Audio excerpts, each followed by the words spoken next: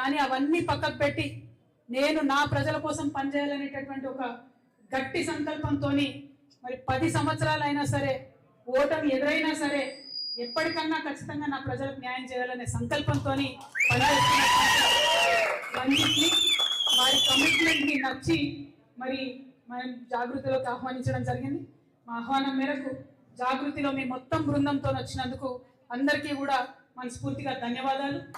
గద్వాల్ అంటేనే మన అమ్మ జోగులమ్మ, ఆ అమ్మవారి దయతోని ఖచ్చితంగా రాష్ట్రం అంతా బాగుంటుంది. గద్వాల ప్రజల జీవితాల్లో కూడా మంచి మార్పును తీసుకొస్తామని ఈ సందర్భంగా తెలియజేస్తా ఉన్నాం. మనకు తెలుసు గద్వాల్ అంటే ఏం మాట్లాడతారు, ఒక పక్క చేనేత కష్టాలు, ఇంకో పక్క సీడిపత్తి కష్టాలు, ఇంకో పక్క దేశంలోనే అత్యంత వెనుకబాటుతనం ఉన్న ఐజా లాంటి మండలాలు. మరి 80 ఏండ్లు గడిల పాలన నడిచింది. ఒకటి బంగ్లా, ఇంకోటి బంగ్లా. వీళ్ళ ఇద్దరి పాలన 80 ఏండ్లలో ఆడపిల్లలు కనీసం చదువు చెప్తలేరు ఐజా మండలంలో. దేశంలోనే లాస్ట్ నంబర్లో ఉన్నది. ఇక మరి కేటితోటి మండల్, ఐజా మండల్, గట్టు మండల్ ఇవన్నీ కూడా ఒకటిని మించి ఒకటి వెనుకబాటుతనంలో పోటీ పడుతున్న పరిస్థితి ఉన్నది. మరి అంత గొప్ప గొప్ప వాళ్ళు ఉంటే ఎందుకు వెనుకబాటుతనం అని ప్రశ్నిస్తున్నటువంటి నడిగడ్డ పోరాట సమితి ఆ నాయకులకు అందరికీ కూడా మళ్ళీ అభినందనలు. ఆ స్పిరిట్ అట్లనే ఉండాలి, ఎందుకంటే పోరాటం ఇంకా కొంచెం కొనసాగుతుంది. ఆ బంగ్లను పక్కకు తప్పించి గద్వాల గడి మీద ఉద్యమకారుల జెండా ఎగిరేంత వరకు కూడా ఆ పోరాటం, ఆ కోపం, ఆ దుఃఖం దాచుకొని ఉండాలి. ఎందుకంటే మొన్న వచ్చినాం రైతు గర్జన సభకి, ఆ రోజు చెప్పినాం మా సీడిపత్తి రైతులకు అన్యాయం జరుగుతుందని. ఇక్కడ దాకా వస్తుంది, హైదరాబాద్ దాకా రైతుల్ని తీసుకొస్తుంది, అన్యాయం జరుగుతుందని చెప్పింది. ఇప్పటి వరకు కూడా ఈ కాంగ్రెస్ ప్రభుత్వంలో మరి అలీబాబా 40 దొంగల్లాగా, అరుణమ్మ అండ్ 40 మంది ఏజెంట్లు వాళ్ళ బ్యాచ్ బండిపోట్లలాగా రైతుల్ని దోచుకుంటుంటే కనీసం ఆ సీడిపత్తి డబ్బులు ఇవ్వకపోవడం ఇప్పటి వరకు అంటే చాలా అన్యాయం. ఆ 200 కోట్ల రూపాయలు తక్షణమే విడుదల చేయాలని మేము మళ్ళొకసారి తెలంగాణ జాగృతి తరఫున డిమాండ్ చేస్తా ఉన్నాం. మరి గద్వాలకు వచ్చిన రోజు అక్కడ చేనేత కార్మికులు చూసి మనం ఆ రోజు డిమాండ్ చేసినాం, లోన్లు పెండింగ్ ఉన్నాయి ఇవ్వమని. ఆ లోన్లు ఇప్పుడు వచ్చినాయి, కానీ ఇక ముందు చేపట్టాల్సిన అనేక చేనేత కార్యక్రమాలని మొత్తం కూడా ప్రభుత్వం నిర్వీర్యం చేస్తున్నటువంటి పరిస్థితి కనబడుతున్నది. రాష్ట్ర వ్యాప్తంగా ఉన్న చేనేత కార్మికుల పక్షాన నేను ప్రభుత్వాన్ని డిమాండ్ చేస్తా ఉన్నాను. ఖచ్చితంగా వాళ్ళకు ఉచితంగా ఇవ్వాల్సినటువంటి నూలు కావచ్చు, రంగులు కావచ్చు, యథావిధిగా ఆ స్కీమ్స్ అన్ని కొనసాగించాలని చెప్పి చేనేత కార్మికుల పక్షాన కూడా నేను డిమాండ్ చేస్తా ఉన్నాను. మరి తమ్ముడు రంజిత్ పేర్లనే విజయం ఉన్నది, రంజిత్ అంటేనే జయం, రంజిత్ అంటేనే విజయం. కాబట్టి రేపటి నాడు తెలంగాణ జాగృతి జెండా చేతికి పట్టుకొని ముందుకెళ్తున్నా అని చెప్పిండు. గద్వాల్లోనే కాదు, ఉమ్మడి మహబూబ్ నగర్ జిల్లాలో అన్ని చోట్ల కూడా జాగృతి జెండా రెపరెపలాడేలాగా చేస్తా అని చెప్పిండు. మరి వారి స్ఫూర్తి ఖచ్చితంగా ఉంటది. ఎందుకంటే మనం మొన్న సడన్ గా అనుకోకుండా ఆల్ ఇండియా ఫార్వర్డ్ బ్లాక్ నుండి గద్వాలలో సింహం గుర్తిస్తే మరి మొట్టమొదటి విజయం గద్వాల జిల్లానే ఇచ్చింది. రేపటి నాడు కూడా మరి కౌంటింగ్ లెక్క పెడితే ఎమ్మెల్యే సీట్లల్లో మొట్టమొదట గెలిచేది కూడా మన అమ్మవారి దయతోని ఈ సత్యం నెరవేరుతుందని నేను బలంగా నమ్ముతా ఉన్నా. ఒక మాట అన్నాడుతాను, బహుజన బిడ్డలకు అవకాశాలు వస్తలేవు, ఉద్యమకారులకు అవకాశాలు వస్తలేవు. వాస్తవమే, చాలా చోట్ల అదే జరుగుతున్నది. అయినా కూడా ఆ యొక్క ఎమ్మెల్యేల ఆగడాలు అట్లే కొనసాగుతున్నాయి. మీ అందరికి గుర్తుండొచ్చు, బాహుబలి సినిమా వచ్చింది. బాహుబలి మొదటి సినిమా వచ్చినప్పుడు అందరికీ పెద్ద ప్రశ్న ఉండేది, కట్టప్ప ఎందుకు చంపిడు బాహుబలిని, అవునా కదా? ఇప్పుడు గద్వాలంతా ప్రశ్న ఏంటంటే బండ్ల కృష్ణమోహన్ రెడ్డి ఏ పార్టీలో ఉన్నాడని. అర్థమవుతుందా? అటువంటి పరిస్థితి ఉన్నది. ఆయన కూడా అర్థమైతలేదు ఏ పార్టీలో ఉన్నాడని. అడిగినాం చివరిసారి కూడా, పోయినసారి కూడా, ఎక్కడున్నావు అన్నా, నువ్వు ఏ పార్టీలో ఉన్నావు అంటే కనీసం చెప్పలేని పరిస్థితి ఉన్నది.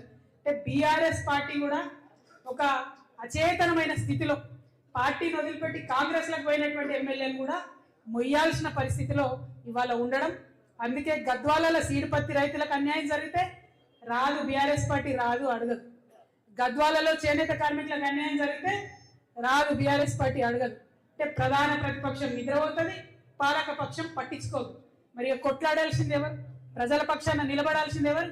కేవలం ఒకటే పేరు రాష్ట్రం అంతా వినిపిస్తున్నది, అది జాగృతి పేరు మాత్రమే.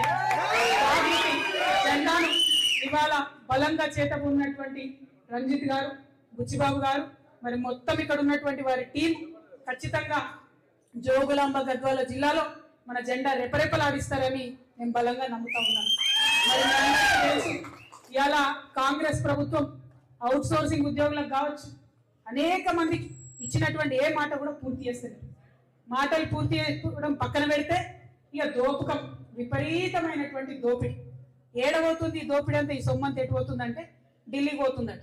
అటువంటి పరిస్థితుల్లో ఇవాళ కర్ణాటక, నిన్న కేరళ ఎన్నికలు వచ్చినాయి. ఆ కేరళ ఎన్నికలు వస్తే మన సీఎం గారు అక్కడికి పోయి ప్రచారం చేస్తాం. ఏమని? మొత్తం తెలంగాణ అంతా మేము తీర్చిదిద్దినాం, బొట్టు పెట్టినాం, మంచిగా చేసినాం, అట్లా మీ కేరళలో కాంగ్రెస్ని గెలిపిమని అంటున్నారు. ఇక్కడ ఏమన్నా చేసిండ్రా? ఏమన్నా సాధించిండ్రా? ఇక్కడ మీరు ఒక్కసారి ఆలోచించారు. ఎవరికన్నా రైతులకు ఎక్కడన్నా పెన్షన్ పెరిగిందా? ముసలాళ్ళ కావాలకు ఎక్కడైనా 2500 రూపాయలు వస్తున్నాయా? మహిళలకు ఎక్కడైనా స్టూడెంట్స్ కు విద్యా భరోసా కార్డు వస్తుందా? నిరుద్యోగులకు జాబులు వస్తున్నాయా? రైతులకు రైతు భరోసా టైంకి వస్తున్నదా? ఒకటే ఎకరానికి రైతు భరోసా వేసి దాన్ని పెద్ద గొప్పగా చెప్పి అక్కడ పోయి మాట్లాడుతున్నారు. రైతు రుణమాఫీ కూడా సగం కూడా కానటువంటి పరిస్థితి. అంటే ఎంత ఘోరం అంటే కాంగ్రెస్ పార్టీ వాళ్ళ అబద్ధాలు చాలా దారుణంగా ఉన్నాయి, ప్రజల్ని వంచిస్తా ఉన్నారు. అసలు తెలంగాణ రాష్ట్రం వచ్చింది, ఉద్యమం చేసింది, మన పరిపాలన కావాలి. కానీ ఇలా జరుగుతున్నది ఏంటి? మొత్తం ఢిల్లీ పరిపాలన. ఢిల్లీ నుండి మొన్న ఒక చిన్న సంఘటన జరిగిందట. ఢిల్లీ నుంచి సీఎం గారు ఏదో మీటింగ్ లో ఉంటే రాహుల్ గాంధీ గారు ఫోన్ చేసినారు. రేవంత్ రెడ్డి గారు ఏదో మీటింగ్ లో ఉంటే రాహుల్ గాంధీ గారు ఫోన్ చేసినారు. రాహుల్ గాంధీ గారు ఫోన్ చేయగానే తక్కువమంది రేవంత్ రెడ్డి ఆ టెన్షన్ లో లేచి నిల్చొని, సార్ సార్ చెప్పండి సార్ రాహుల్ జీ అన్నాడు. పక్కన ఒక ఆయన సంచులు మోసిన ఆయన ఉంటాడు. అప్పుడు టీవీలో వీడియోలో చూడలే మనం, సంచులు మోసిన ఆయన భీంబాయ్. ఆ భీంబాయ్ ఏమన్నాడట? ఎందుకన్నా నువ్వు లేచి నిలబడుతున్నావు? ఫోన్ చేసింది రాహుల్ గాంధీ కదా, మరి ఫోన్ లో కనబడదు కదా, నువ్వు నిల్చున్నావా కూర్చున్నావా, ఎందుకన్నా నువ్వు లేచి నిలబడా అన్నాడు. అంటే సీఎం గారు చెప్తున్నట్టు రేవంత్ రెడ్డి గారు, నీకు తెలియదు భీంబాయ్, నువ్వు ఆగు. ఎందుకంటే నేను కూర్చొని ఫోన్ మాట్లాడినా అనుకో రాహుల్ గాంధీతోని, బట్టి విక్రమార్క అన్న ఢిల్లీకి పోయినప్పుడు ఇంగ్లీష్ లో రాహుల్ గాంధీ గారికి చెప్తారు, Rahul ji when you called, ఆయన కూర్చొని మాట్లాడుతుందని చెప్తారు. కాబట్టి నిల్సొని మాట్లాడితేనే మనకు నాకు కూర్చుంటది ఉంటది, మోస్తానికి నీకు సంచి ఉంటదిరా నాయన, లేకపోతే నాకు కూర్చుంటది ఉంటది నీకు సంచి ఉంటది అని చెప్పిండు. అంటే ఎంత ఘోరమైన గులాంగిరి అంటే అంతకుముందు కూడా చూసినాం.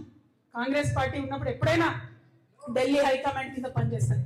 కానీ ఇప్పుడు మరీ దారుణం, ప్రతి ఒక్క రూపాయి తెలంగాణలో అక్రమంగా రియల్ ఎస్టేట్ వాళ్ళని బెదిరించి, హైడ్రా పేరుతో చెప్పి బెదిరించి, కాంట్రాక్టర్లను బెదిరించి మొత్తం డబ్బంతా కూడా కాంగ్రెస్ పార్టీకి పోతున్నది. ఇలా తెలంగాణ కాంగ్రెస్ పార్టీకి ఏటీఎంగా జరిగింది. మరైతే అన్నిటికీ కాంగ్రెస్ పార్టీకి ఏటీఎం అయిపోయింది.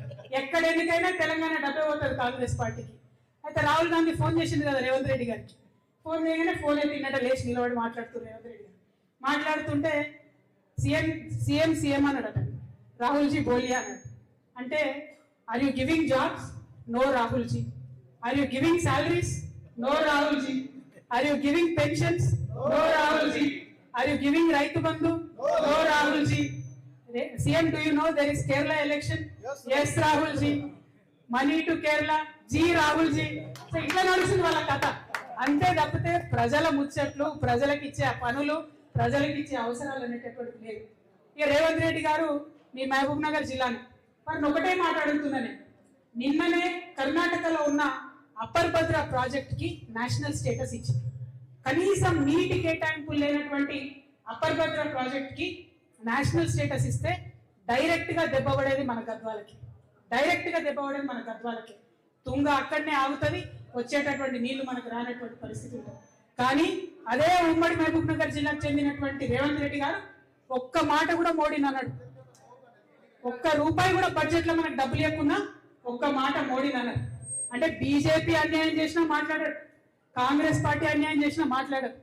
అక్కడ కాంగ్రెస్ ని మెయింటైన్ చేయడం, ఇక్కడ బీజేపీని మెయింటైన్ చేయడం, కానీ తెలంగాణ ప్రజల్ని మాత్రం మోసం చేయడం, మభ్యపెట్టడం, ఇదే కాంగ్రెస్ పార్టీ నీతి ఉన్నది. కాబట్టి ఈ కాంగ్రెస్ పార్టీ మీద మామూలు యుద్ధం కాదు, భారీ యుద్ధం చేయాలి. మొన్న మీరు చూసి అన్యాయంగా అక్రమంగా ఖమ్మంలో వెలుగుమెట్లలో ఇల్లు కూలగొడితే జాగృతి పోయి చేసినటువంటి యుద్ధం, దానికి తోడుగా వచ్చినటువంటి డిఎస్పీ లాంటి సంస్థలు చేసినటువంటి యుద్ధం మీరు చూసిండ్రు. అటువంటి పోరాటాలే వచ్చే 3 సంవత్సరాలు కూడా చేయాల్సి ఉంటుంది.